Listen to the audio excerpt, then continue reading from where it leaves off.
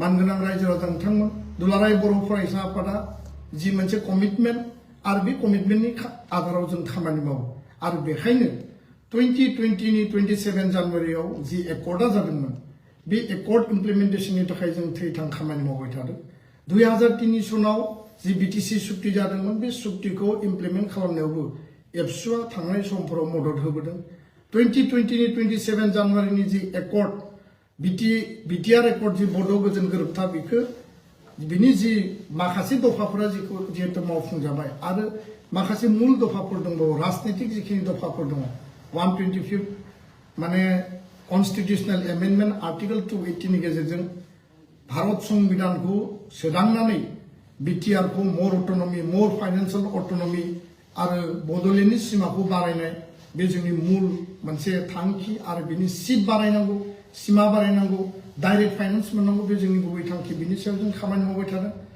आरो प्रयोजन जायोबा जों गणतान्त्रिक सोमावसारनायनि हाबाखौबो जोङो लानांगोन जिहेतु जों बिनि थाखाय भारत सरकारखौ नारसिनगासिनो दं बर' कछारी वेलफेयार अट'नमास काउन्सिलनि गामि थिसननांगौ बिसायख'थि खुंनांगौ पूर्णांग मर्यादा होनांगौ आरो मोर फाइनेंशियल क्षमता बिथांमोननो होनांगौ बिनि थाखाय जों खामानि मावबाय थादों फारसेथिं कार्बि आंलंनि बर'फोरनि एसटि हिलनि जि मर्यादा बे मर्यादाखौ मोगथाङाव मोनफुंनांगौनि थाखाय जों खामानि मावबाय थादों स्कुल प्रभिन्सियलाइजेशन बारग' एनडिबिफोरनि जिखिनि आद्रा थानाय जि जेंनाफोर दङ आरो स्पेशल डेभेलपमेन्ट प्रजेक्टनि गेजेरजों इनफ्रास्ट्राक्चार इन्स्टिट्यूशन जिखिनि दानांगौ बिनि थाखाय जोङो खामानि मावबाय थादों दा बेखायनो आङो साफ्रोमबो रायजो राजा बिथांमोनखौ दिनैनि बे समाव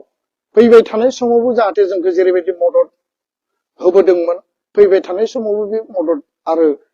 जोंनो अराय बे सापर्टखौ जाहाथे होलाङो बिनि थाखाय आं साफ्रोमबो आइ आफा रायजो राजानि खाथियाव गंग्लायै आं आरज गाबो मानगोनां गेदेमा आइ आफा नोंथांमोन बर' हारिया गावनि आथिङाव जि मोनसे अस्तित्वनि जि संग्राम बेखौ जोङो जाफुंसार महराव जों गायसनबाय आरो बिनि गेजेरजों जोङो राजनीतिक भाबै संबिधानिक भाबै मोनसे बेबस्था एरेन्जमेन्टबो मोनबाय बिटिसि बिटिआर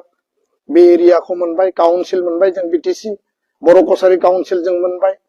आरोबाव 90 सिडुल भारतनि संबिधाननि जोंनि बर' रावखौ जों बेयाव थिसननो हाबाय किन्तु जोंनि लामा हान्थिनाया बेयावनो जोबाखै जोंनि हाबा मावनाया बेयावनो जोबाखै आरो बेखायनो गुबुन गुबुन माहारिया जेरैबायदि मुलुग दरबाराव गावखौ प्रतिष्ठा खालामदों दुलाराय बर' फरायसा आफादा बेबायदिनो बर' हारिखौ मुलुग दरबाराव गोसारहोनो प्रतिष्ठा खालामनो आरो जोंनि स्वाभिमाननि गेजेरजों थांना थानो जोंनि राव थुनलाइ जोंनि हारिमु जोंनि गाननाय जोमनाय जोंनि दानाय लुनाय बे गासैखौबो जाफुंसारनायनि थांखिजों बड'लेण्ड महोत्सव 2024 2024 मायथाइयाव भारतनि देशनि जाय आथिखालनि गाहाय मन्त्रि नरेन्द्र मोदी बिथांखौ हांख्रायनानै मुलुग दरबाराव बर' माहारिनि दामनाय देनाय मोसानाय मुसुरनाय जोंनि राव हारिमुखौ डिसिप्लिन हारि हिसाबै दिन्थिफुंनो हानाया थारैनो जोंनि थाखाय गोग्गाथाव आरो दुलाराय बर' फरायसा आफादा बर' थुनलाइ आफाद बर' हारिमु आफादखौ लाफानानै बे हाबाफारिखौ जों जाफुंसार महर होदों मानगोनां रायजो राजा नोंथांमोन दुलाराय बर' फरायसा आफादखौ आफाद हिसाबै जोङो भारत नाङै नेशनेल लेभेलाव जोङो मजबुदै आरोबाव राफोदै जोंनि स्ट्रेंथखौ दिन्थिनांगौ फारसेथिङै मुलुग दरबाराव मुलुगनि मानसिफोरनोबो मिथिहोनांगौ जे बे आफादा डिसिप्लिन आफाद बे आफादा सा सानजा भारतनि मोनसे शक्तिशाली जातीय आफाद फरायसा आफाद आरो बेखायनो जोंनि जेंना जेंसिखौ सुस्रांनायनि थांखिजों दुलाराय बर' फरायसा आफादा बिनि 57थि बोसोरसालिया जुथुमा दतमायाव जानाय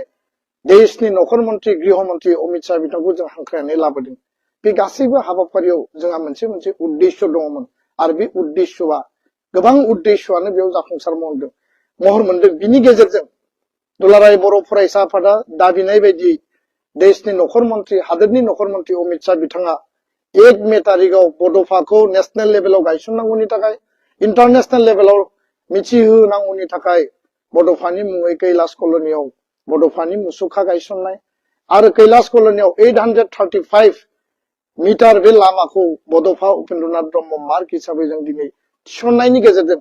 दिल्लीयाव भारत नाङै मिथिजाबाय आरो दिनै गुगोल मेपआव बे मुंखौ रोखा रोखा जों नुनो मोनो बे एजेन्डायाव जों थारैनो जों जाफुंसार महर मोनदों दुलाराय बर' फरायसा आफादा बर' हारिनि अस्तित्व जोंनि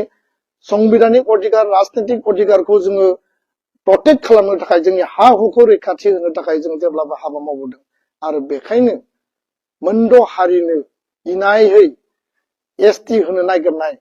बे एसटिपिआनो जा एसटि प्लेनानो जा एसटि हिलानो जा एसटि नि खथायावनो बिथांमोनखौ मोनसे थोरसियावनो ओंखाम जाहोनानै थाखानाय मोन 14 एसटि नि अबस्थाखौ धंस खालामनो नागिरनाय 45 लाख थाखानाय एसटि नि जायगायाव 2 कोटि गोदान एसटि दाजाबनानै जौगासारनाय आरो बांसिन सुबुं अनजिमा थानाय बे हारिफोरनो एसटि होनायनि गेजेरजों जोंखौ धंस खालामनो नागिरनाय बा जोंनि अस्तित्वखौ माने खैफोद खालामनो नागिरनाय बेखौ जों जेब्लाबो सिसिटवा हिसाबै गसंथादों आरो जोङो बयबो ज' खौसे हाबा मावदों बिनि थाखाय जों जेब्लायबो हाबा मावलांगोन आरो बिनि अनगायैबो दुलाराय बर' फरायसा आफादा जे हा हुनि जोंनि जिखिनि रैखाथिनि बाथ्रा ट्राइबेल बेलेन्स ब्लकनि प्रटेक्शननि बाथ्रा बे प्रटेक्शननि बाथ्राफोरखौ लानानै जों जेब्लाबो कनसियास सांग्रां आरो कुनु बिनिमयाव जाहाथे जोंनि ट्राइबेलनि इन्डिजिनियास मानसिनि जे हा हु आसाम नाङै बिटिआरआव बर' कसारि काउन्सिलाव जेराव थाया मानो कार्बि आंलंआव जों जाहाथे रक्षणाबेक्षण होनो हायो बिनि थाखाय जों हाबा मावदों मानगोनां रायजो राजा नोंथांमोन जोङो दुखु फोरमायगोन जे 2025 मायथाइनि जोबनाय फारसेथिंजाय बे माखासे दुंदुं हाव हाव इसु थासारिनि आबेगाव सेन्टिमेन्टआव इमोसनाव कार्बि आंलंनि खेर'नियाव गावनि हाखौ गावनि ओनसोलखौ सिक्सुवेलखौ प्रटेक्ट खालामनो नागिरनानै मोनसे दुखुनांथाव खेर'नियाव भाइलेन्सनि जाथाय जालांदों आरो बे प्रटेस्ट खालामनायनि रैखा खालामनायनि हाबाफारि लानायावनो बे जाथाया जानानै थांदों बे जोंनि दुखुनांथाव मोनसे चेप्टार किन्तु जोंनि अस्तित्वखौ रैखा खालामनायाव दिनै कार्बि भाइफोरानो होन बर'आनो होन जोङो बेखौबो साक्सेसफुलि मावफुंनो हादों गुबुन मोनसेथिं जों जुदि नायोब्ला नभेम्बर दानाव बिटिसि सेक्रेटारियेटआव दुखुनांथावै मोनसे जायखौ जों रावबो सानस्लाबाखैमोन हास्थायाखैमोन बेबायदि मोनसे जाथाय जानानै थांदों आरो बिनि गेजेरजों जोंनि गोसोआव बेखौ जोङो दुखु मोननायबो फोरमायदों आरो रायजो राजाया गावनि अस्तित्वनि थाखाय जे आबेग आरो जे सेन्टिमेन्ट दङ बेखौ लानानै आवाजखौबो दिन्थिदों बेफोर जाथाया जोंखौ दुखु होयो नाथाय सम आरो थासारियाव माखासे जाथाया बेबायदिनो माने परिबेस आरो परिस्थितिनि जि माने थासारिखौ नायनानै जि जालांबाय बेखौ जों बयबो खुदै मनलायनानै आवगायलांनांगोन होननानै आङो बुंनो सानो गुबुन मोनसे बिथिङा जाहैबाय जे